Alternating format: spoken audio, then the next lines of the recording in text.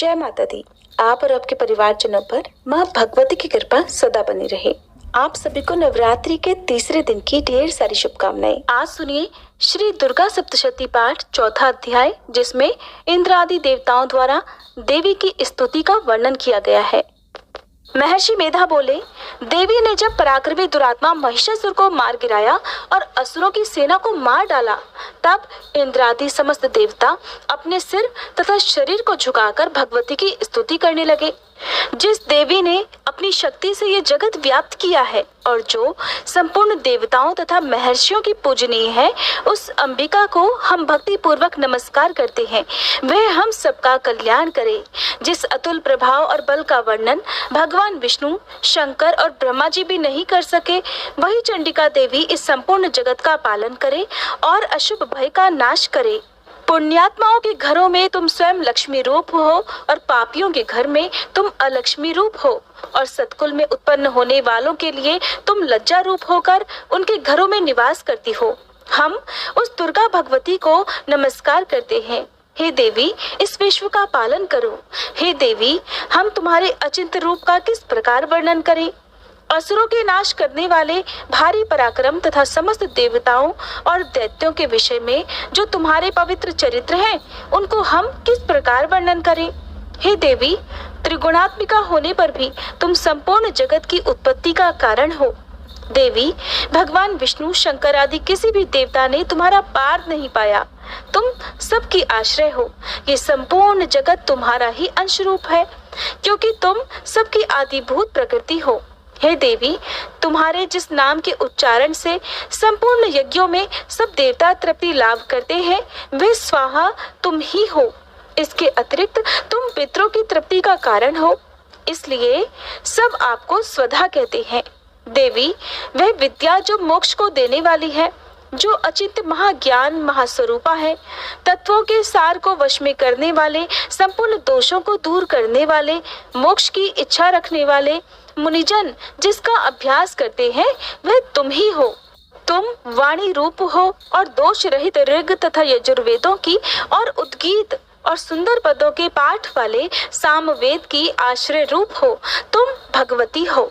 इस विश्व की उत्पत्ति और पालन के लिए तुम वार्ता के रूप में प्रकट हुई हो और तुम संपूर्ण संसार की पीड़ा हरने वाली हो।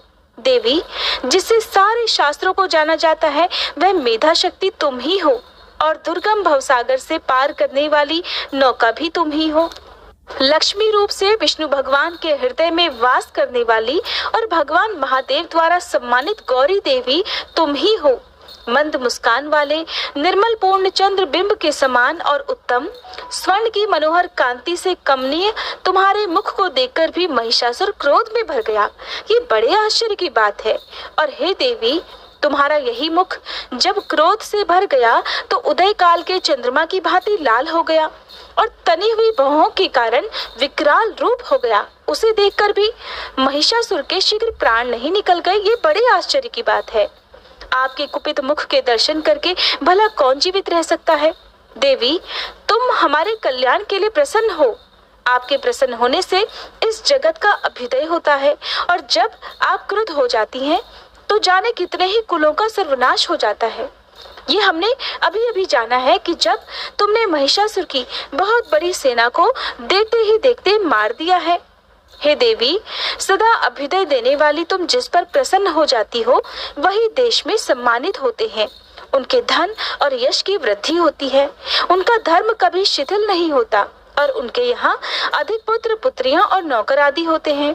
हे देवी, तुम्हारी कृपा से ही धर्मात्मा पुरुष प्रतिदिन श्रद्धा पूर्वक यज्ञ करता है और धर्मानुकूल आचरण करता है, और उसके प्रभाव से अंत में स्वर्ग लोक को जाता है, क्योंकि तुम तीनों लोकों में मनवांछित फल देने वाली हो। हे माँ दुर्गे, तुम स्मरण करने पर संपूर्ण जीवों के भय नष्ट कर देती हो और स्थिर चित्त वालों के द्वारा चिंतन करने पर उन्हें और अत्यंत मंगल देती हो। हे दारिद्र्य दुख नाशिनी देवी, तुम्हारे सिवा दूसरा कौन है। तुम्हारा चित्त सदा दूसरों के उपकार में ही लगा रहता है।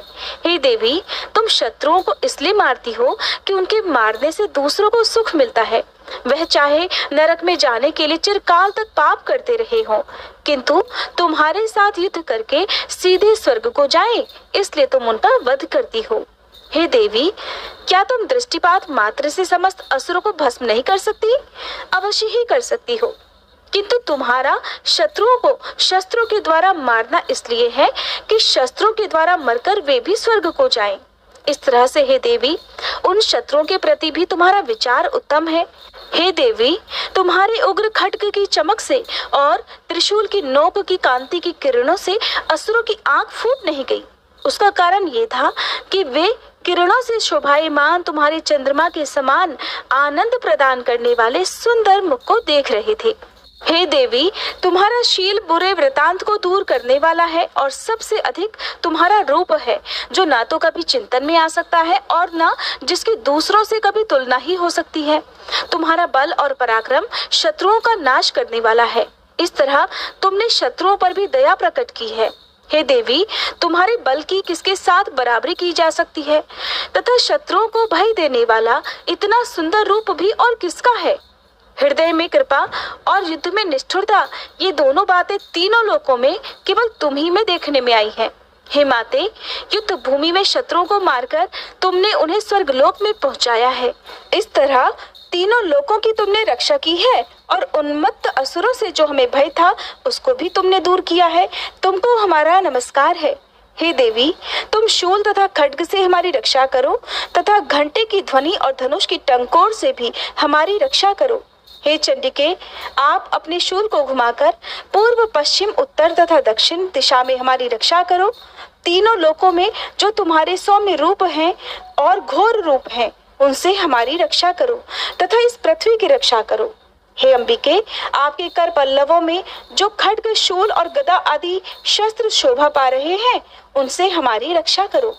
महर्षि बोले कि इस प्रकार जब सब देवताओं ने जगत माता भगवती की स्तुति की और नंदनवन के पुष्पों तथा गंध अनुलेपनों द्वारा उनका पूजन किया और फिर सब ने मिलकर जब सुगंधित और दिव्य धूपों द्वारा उनको सुगंधि निवेदन की, तब देवी ने प्रसन्न होकर कहा, देवताओं, मैं तुम सब पर अत्यंत प्रसन्न हूँ। तुम सब मुझसे मनोवांछित वर मांगो। तब देवतागण बोले, हे भगवती, आपने हमारा सब कुछ कार्य कर दिया। अब हमारे लिए कुछ भी मांगना बाकी नहीं रहा, क्योंकि आपने हमारे शत्रु महिषासुर को मार डाला है। हे महेश्वरी, तुम इस पर भी यदि हमें कोई वर देना चाहती हो तो बस इतना वर दो कि जब जब हम आपका स्मरण करें तब तब आप हमारी विपत्तियों को हरण करने के लिए हमें दर्शन दिया करो। हे अंबिके, जो कोई भी तुम्हारी स्तुति करे, तुम उनको वित्त, समृद्धि और वैभव देने के साथ ही उनके धन और स्त्री आदि संपत्ति को बढ़ाओ और सदा हम पर प्रसन्न रहो। महर्षि बोले, हे राजन, जब देवताओं ने जगत के लिए तथा अपने लिए इस प्रकार प्रश्न किया तो बस तथास्तु कहकर देवी अंतर्ध्यान हो गई। हे भूप, जिस प्रकार तीनों लोगों का हित चाहने वाली वह भगवती देवताओं के शरीर से उत्पन्न हुई थी, वह सारा वृतांत मैंने तुमसे कह दिया है। इसके पश्चात दुष्ट असुरों तथा शुंभ निशुंभ का वध करने और सब लोगों की रक्षा करने के लिए जिस प्रकार गौरी देवी के शरीर से उत्पन्न हुई थी, वह सारा वृतांत मैं यथावत वर्णन करता हूँ। जय माता दी। चौथा अध्याय समाप्त हुआ। इसके आगे का वर्णन आप अगले अध्याय में सुनिएगा। वीडियो अगर अच्छी लगी हो तो वीडियो को लाइक करना मत भूलिएगा। तो दोस्तों, आपको दुर्गा सप्तशती का ये पाठ सुनकर कैसा लगा, कृपया कमेंट करके ज़रूर बताएं। वीडियो पसंद आया हो तो लाइक करें और अपने दोस्तों के साथ शेयर करें। ऐसे ही और भी बहुत सारी कहानियों को सुनने के लिए चैनल को सब्सक्राइब जरूर करें। धन्यवाद।